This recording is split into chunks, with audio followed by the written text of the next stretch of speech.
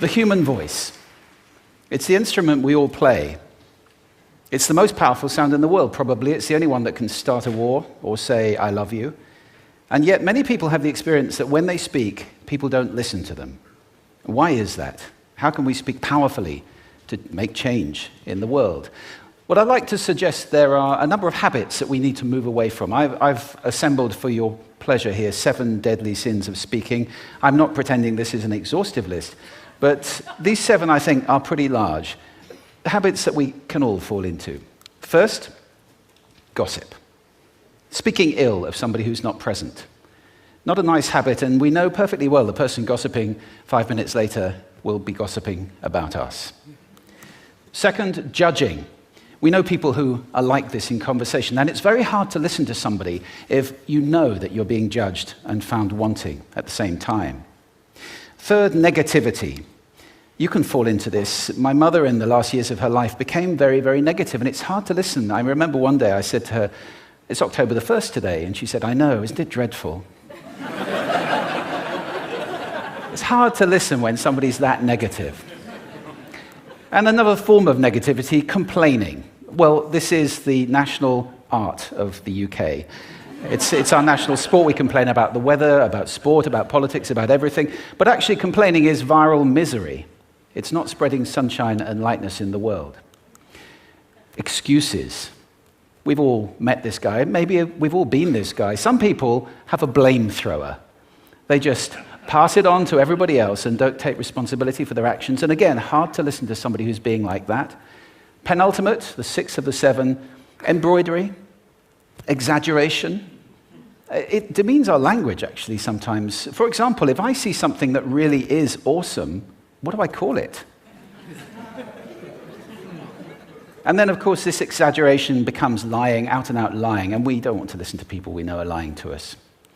And finally, dogmatism. The confusion of facts with opinions. When those two things get conflated, you're listening into the wind. You know, somebody is bombarding you with their opinions as if they were true. It's difficult to listen to that. So here they are, 7 deadly sins of speaking. These are things I think we need to avoid. But is there a positive way to think about this? Yes, there is. I'd like to suggest that there are 4 really powerful cornerstones, foundations, that we can stand on if we want our speech to be powerful and to make change in the world. Fortunately, these things spell a word. The word is hail, and it has a great definition as well. I'm not talking about the stuff that falls from the sky and hits you on the head. I'm talking about this definition, to greet or acclaim enthusiastically, which is, I think, how our words will be received if we stand on these 4 things. So what do they stand for? See if you can guess. The H, honesty, of course. Being true in what you say, being straight and clear. The A is authenticity, just being yourself. A friend of mine described it as standing in your own truth, which I think is a lovely way to put it. The I is integrity, being your word, actually doing what you say, and being somebody people can trust. And the L is love. I don't mean romantic love, but I do mean wishing people well. For 2 reasons. First of all, I think absolute honesty may not be what we want. I mean, my goodness, you look ugly this morning. Perhaps that's not necessary. Tempered with love, of course, honesty is a great thing. But also, if you're really wishing somebody well, it's very hard to judge them at the same time. I'm not even sure you can do those 2 things simultaneously. So, hail. Also, now that's what you say, and it's like the old song, it is what you say, it's also the way that you say it. You have an amazing toolbox. This instrument is incredible, and yet this is a toolbox that very few people have ever opened. I'd like to have a little rummage in there with you now, and just pull a few tools out that you might like to take away and play with, which will increase the power of your speaking. Register, for example. Now, falsetto register may not be very useful most of the time, but there's a register in between. I'm not going to get very technical about this for any of you who are voice coaches. You can locate your voice, however. So if I talk up here in my nose, you can hear the difference. If I go down here in my throat, which is where most of us speak from most of the time, but if you want weight, you need to go down here to the chest. You hear the difference? We vote for politicians with lower voices. It's true, because we associate depth with power and with authority.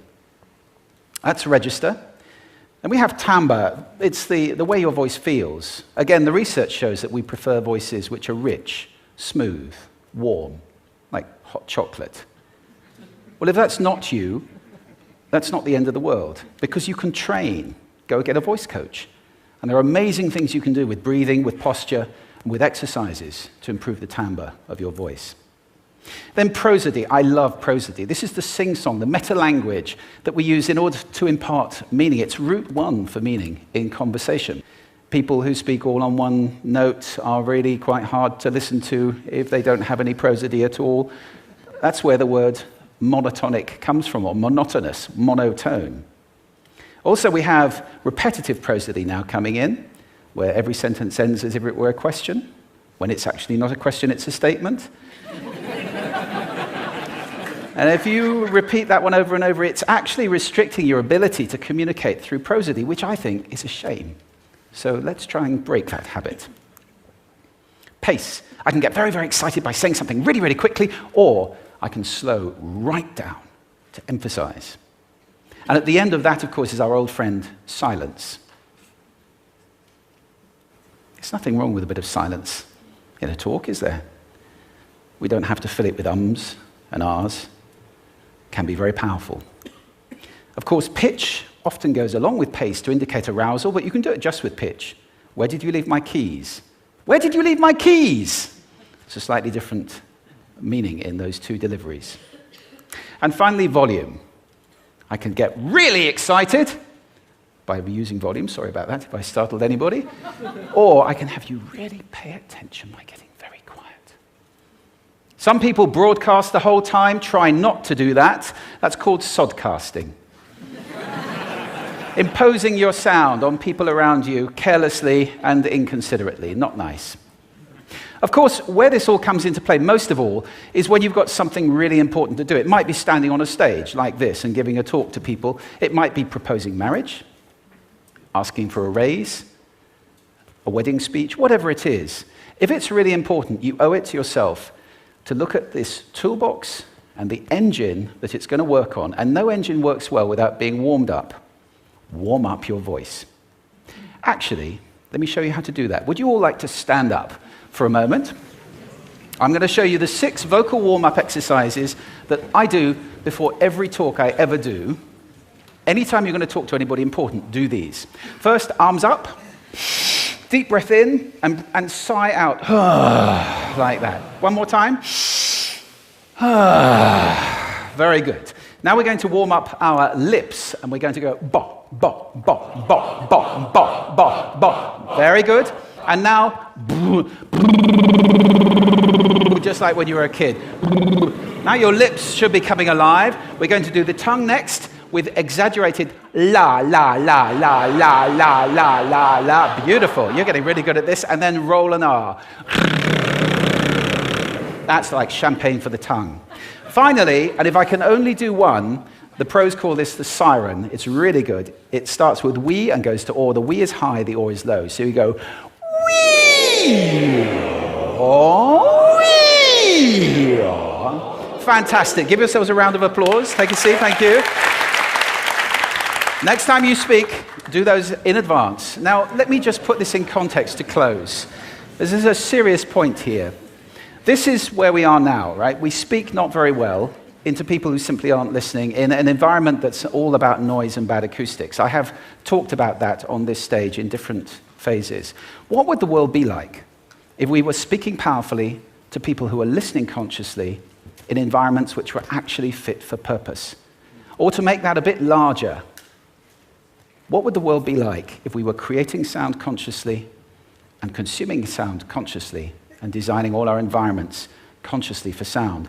That would be a world that does sound beautiful, and one where understanding would be the norm.